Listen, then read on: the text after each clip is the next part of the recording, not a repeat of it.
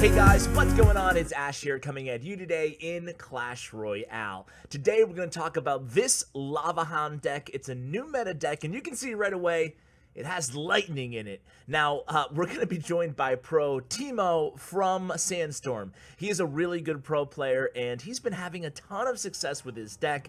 He's rattled off now, I think, 4 12-win grand challenges in a row, and has had a lot of success with it on ladders. So it's great, kind of a new meta Lava Loon deck. Now, or excuse me, Lava Hound deck, no balloon necessary. So today, I want to share with you guys 5 tips to make you a better Lava Hound player. Now, we're going to be focusing mainly on this deck, but most of these tips will also apply to various different Lava Hound decks, whether it be normal Lava Hound with Miner or Lava Loon. So let's get right to them. Before we do, real quickly about this deck, you might be asking yourself, Ash, I saw your episode 2 days ago when you talked about 4 cards that still needed buffs or nerfs, even despite the most recent balance change, and one of those cards was Lightning. So now, 2 days later, you're sharing a deck with Lightning in it? Well, according to Timo, Lightning is a great surprise effect right now, and especially in Beatdown, he actually likes it right now. And the reason why is you think about all the popular defenses: E-Wiz, Ice Wiz, Three Musketeers, Mega Minion, Flying Machine. Everything dies to Lightning and soon to be Magic Archer, which I suspect will be a very popular card as well, that also easily dies to Lightning. So you have a lot of options to use your Lightning in most decks, even Musketeer obviously. Most decks carry, 1 or 2 of those cards. Oftentimes, you can get that value out of the Lightning. You also have Miner, so you have either Lightning or Miner to attack your opponent's pumps. Okay, let's move into the tips. So Timo's number 1 tip, or I guess not in any order, special order, but his number 1 tip was in the first 2 minutes. You don't want to over support your Lava Hound, okay? And what does he mean by that? Well, usually Timo will pick 1 troop to support his Lava Hound with, usually a Mega Minion, but not always. It depends on what the opponent has in their deck. And then what he's going to do from there is wait to see what they do. In single elixir time, it's very, very important to be patient because you're going to almost always have to use a spell. Your opponent will have Minion Horde, or they will have, bats or something, right? So you're going to have your arrows at the ready, and in double elixir time, you're going to have certainly your lightning at the ready. Usually in single elixir, he'll just do a small push. Lava Hound plus Inferno Dragon. Lava Hound plus Mega Minion. And then he'll have the Miner ready for that Princess. Or he'll have the arrows ready for that Minion Horde or the Minions.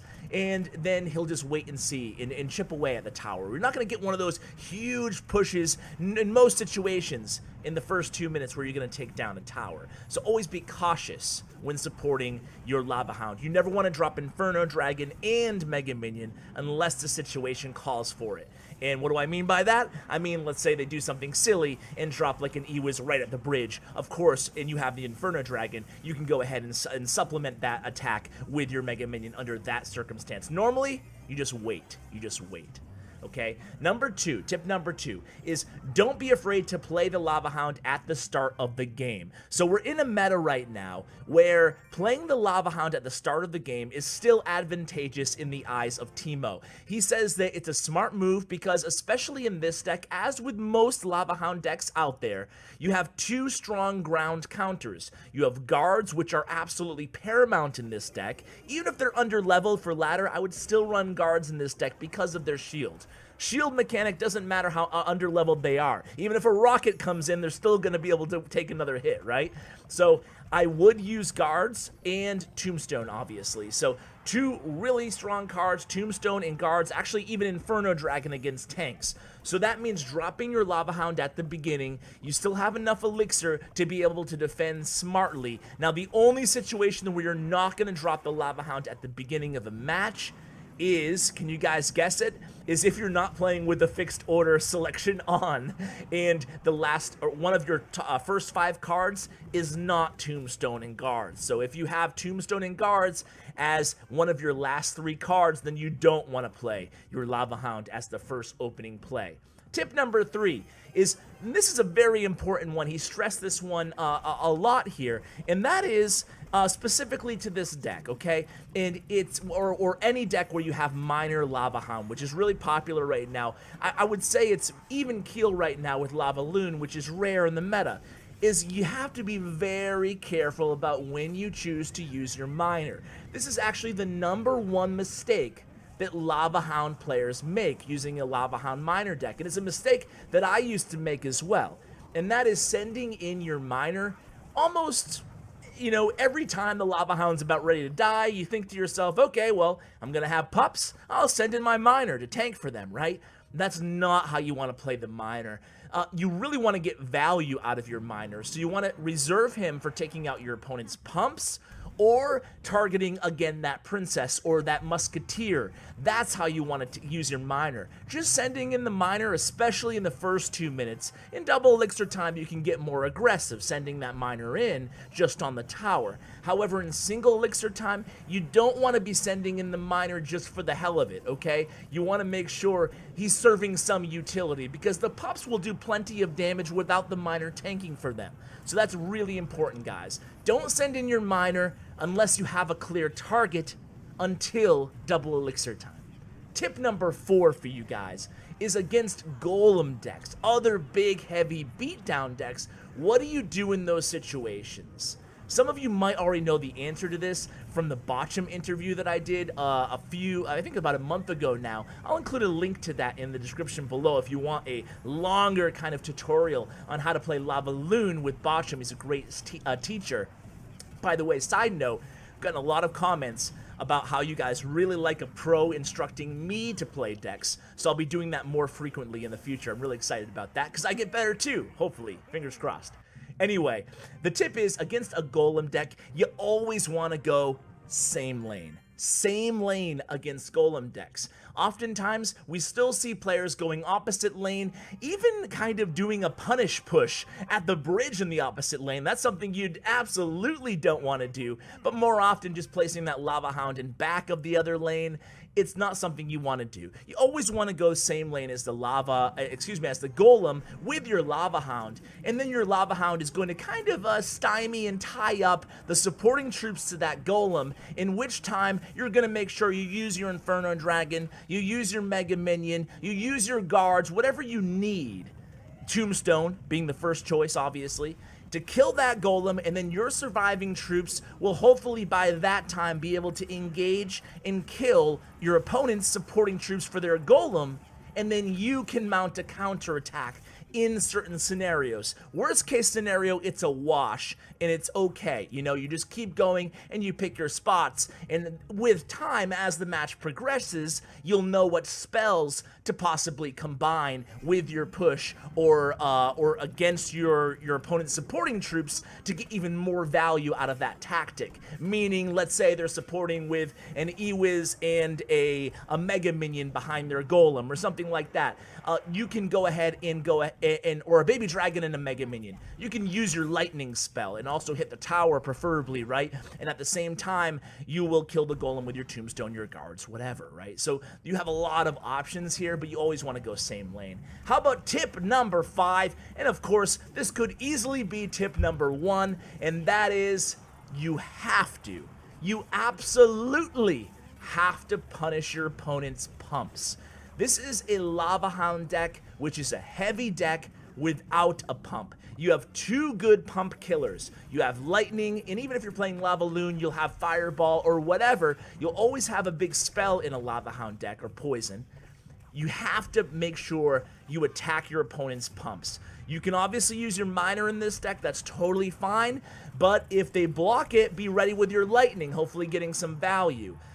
You really need to stop your opponent from pumping up, because if your opponent, whether they're playing 3 Musketeers or a Golem deck, and they have pump, if they have that advantage over you, you're going to be in trouble. This deck cannot keep up. Even 3 Musketeers, even though we have Lightning, your opponent will be a couple steps ahead of you. Every opponent who runs Three Musketeers is ready with either a Battle Ram or a Dark Prince and will play in the same lane as soon as they know that you're running Lightning. So you can't allow them to just cycle Three Musketeers and totally overwhelm you. And against the Golem deck, you're never going to be able to use a tactic we talked about in tip number 4 if they have a huge elixir advantage over you, right? So really important, Timo says, you have to attack those pumps. Even if they're running Three Musketeers, you use your Lightning if you have to, if you don't have Minor, because there's no way you're going to be able to beat a matchup if they have the elixir advantage. So guys, those are the 5 tips. I do want to end with kind of reviewing this gameplay here. As you can see, we've reviewed a couple difficult matchups already, and now we're going against an Inferno Tower version of kind of the Zap Bait or Log Bait Control. It's kind of an interesting deck, but we see this deck going around a lot lately. Good arrows there, taking out that Princess, and this is going to be GG here because one more hit from that Miner takes it into Lightning range, the Lightning doing the thing, and Timo walks away with the dub. Let's go ahead and move into one more replay, guys, against a Golem deck because, again, Golem decks can be tricky. It's the Golem Double Prince deck. You guys, if you missed this video, I don't say this in a self-serving way, make sure you check it out. I uploaded a video on this Golem Double Prince Baby Dragon deck the day of the balance changes, or the day before they hit, saying this deck would be the most powerful in the game, and it is the best deck that I've played in quite a long time. So I would go ahead and watch that video. It's an awesome deck, and I really was happy with that video, so check it out for sure. I'll link it in the description below to you guys.